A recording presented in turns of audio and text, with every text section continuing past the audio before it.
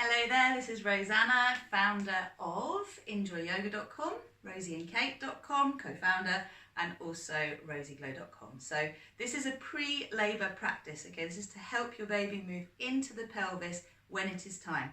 Now, I often hear women coming to class at about 34, 35 weeks of pregnancy, 36. They go to the midwife. The midwife says, oh, baby's down, baby's head down, which we take as being in the right position. Great. But we also need to move the baby into the pelvis. Head down's above here. We need to get the baby right into the pelvis, so fully engaged. The head is in the pelvis to get the labour going. Once you have the pressure of the baby's head on your cervix, that helps to thin out the thick muscle that is the cervix, the two sides of the uterus coming together, until it is ready to start to separate. So if you do your pre-labour before your labour starts, it tends to support the first stage to go more smoothly, and also these practices will help you to get your baby into an optimal position, your baby's head into an optimal position for your pelvis. So we all have different shaped pelvises, and what we do want is for our babies to enter into the pelvis with the chin tucked so that the most pointy bit of the head is pressing on the cervix. Now, the way that you support this is to give your baby lots of opportunities to shift their head if they need to, bearing in mind that they will always choose a more comfortable position, which is this position, than one that's uncomfortable. When you're going for your visits from late pregnancy, certainly if you're going every 2 weeks, every 1 week, you definitely want to see more and more progress in terms of the baby's head moving down into the pelvis. If you find that, for example, you're 3/5 engaged 1 week and then you're 3/5 engaged the following week, it is time to tip baby out a little bit so that you can get baby back in.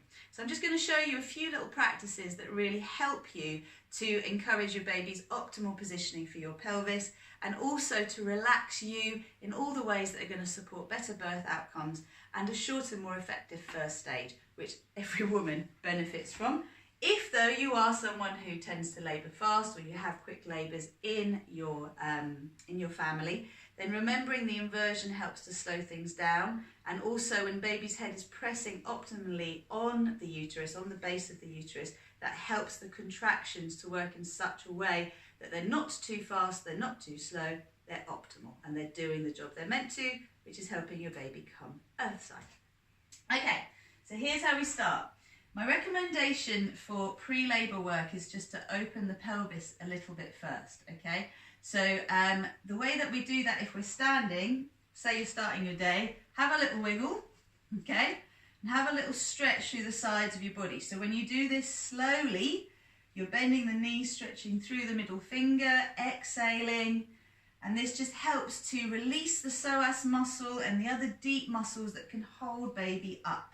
You can also wiggle, wiggle, wiggle. So think about baboon bum, okay? And also just imagine that you've got something sticky under your feet, maybe sticky honey, and you are lifting your feet up, particularly articulating the toes. So if you've got any pelvic pain, keep this smaller, but stick your bum out. If you haven't got pelvic pain, lift the feet up. You'll get a lot of stretching under your bum. This is the piriformis and the glutes all stretching to help baby move a little further down. So we do need to lean forward to help our babies engage, because as the bump grows, the tendency is to lock the knees and push the pelvis forward, and babies cannot get low and deep in this position. This is the pregnancy waddle, okay? So we want to get out of that. We're learning to be forward, we're learning to keep the feet and legs active, and then from this place, you can then go into a scoop, okay? So if we've had no engagement at all, then turning toes out helps babies at the top of the pelvis to open so the baby can get in. So you can do lots of little wriggling with the toes out. You can also walk like Charlie Chaplin. These are all birth-like practices. And these are practices that will help to balance your pelvis and to help baby engage. So this will help baby move down. You can take that into the sticky honey to make more space, and then from there pushing back like you are an ice cream scoop with your bum, and you're scooping up lovely ice cream. So it's much more about going back than it is about coming forward. Don't worry about that so much, go back, okay? So obviously these are quite strong practices. You won't do them for very long, but doing them several times a day helps.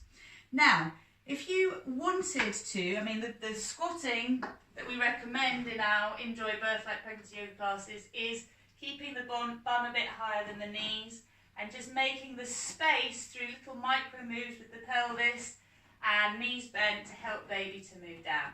So that's something I'd recommend you do several times a day, as is getting up and down off the floor. So you wriggle down, you can take a few little rolls, we can do our micro moves here, and then we come back up again. Just that stretch can be so useful for helping babies to move down. What else have we got? So if we wanted to change the position of a baby, say we weren't so happy about where the head is, or we just want to encourage the position to be even better, then what we would do is we would bring ourselves to the floor and practice firstly the micro moves on all fours, okay? So you bring your wrists slightly forward of your shoulders. If you know that you are in pain, you want to come down on your elbows, you can do that from the start, okay? So no pain in the wrists. We're having a little shake saying, wakey, wakey, baby. Always best to do this when baby's awake. And then we start to stretch both buttocks back to one heel, okay? So both buttocks go back towards one heel. And you're just waiting to feel the undercarriage of your body wake up a little bit, soften. So once it's done that, go into a U shape. And once the U shape is working for you, take it into a sideways figure of 8. Now the later you are in pregnancy, the more you'll need to open your knees and bring the ankles together. And the sideways figure of 8 works by imagining your tailbone has grown very long and it's drawing a horizontal figure of 8 between your knees. Go the other way once you've got the first way working well. And of course it becomes yoga when you combine the breath consciously with the movement. So you go one side and then the other. And then just to give the wrists a bit of a break and encourage this tipping out of the pelvis, have a little wriggle, do a little bit of scooping here. And from there you can stretch one arm forward, breathe deeply. Exhale, stretch just that little bit further forward, big sigh. Inhale, bring that elbow back. Exhale onto the other side. Inhale. Exhale, stretch a little deeper. And you can do that a couple of times. You can also just shake your legs out. You can see we're in a little inversion here already. So anyone with blood pressure issues, anyone with any kind of reflux, this is really useful. So heartburn, you don't probably want to go deeper than that. To come back up, take your feet wide, rock, and from here walk your hands back. So we breathe in, come all the way up, breathe out, release the hands down, and this is where I would take the feet wide, knees wide, and I would do my micro moves again. So you're basically encouraging your baby to move a little further down. You're leaning forward, going side to side.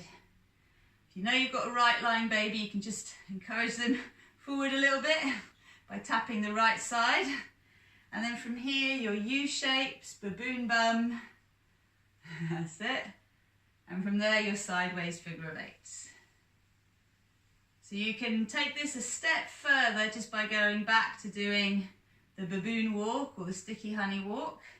I also encourage you to breathe deep, bring your hands through the center, lean forward, then gather the energy of the earth, take it up through your body and out.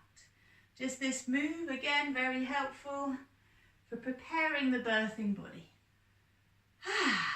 And my final little nugget for you is a little saying. So this will help you both as you're preparing for labour and during labour. If in doubt, breathe out, bend your knees, stick your bum out and wiggle it all about. This really just helps you to help your baby find their way through and out. So I hope you find that useful. Those are the sorts of practices I would be doing several times a day to help my baby move down fully into the pelvis, and lots of relaxation as well. Lots of love from me. By the way, if you're a teacher or a birth professional and you're enjoying these methods, then please check out birthlight.com. I'm a tutor for Birthlight and their methods are phenomenal. They are completely changing what is going on within the labour room, within the birthing centre, within the home birth environment. When you take these moves, you apply them during labour, it's phenomenal. So I hope that piques your interest and you find out more. Namaste.